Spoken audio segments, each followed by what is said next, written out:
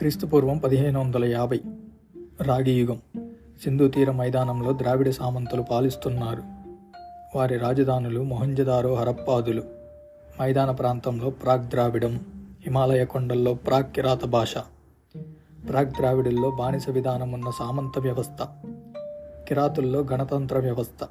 ప్రాక్ ద్రావిడుల్లో ఆర్థిక స్వార్థం వర్గాలను ఏర్పరిచింది. ప్రాక్ కిరాతుల్లో పితృస్వామిక వ్యవస్థ కానీ గణతంత్ర వ్యవస్థ కానీ ఉంది. రాగిమూలికి బాణం, విల్లు పరమాస్త్రాలు.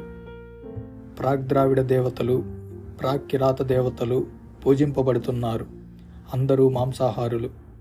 ప్రాక్ ద్రావిడులు పత్తి నూలుతో నేసిన ఉత్తరీయం పంచా ధరించేవారు. కిరాతులు తోలుతో, ఉన్నితో తయారైన దుప్పట్లను చలికాలంలో ధరించేవారు.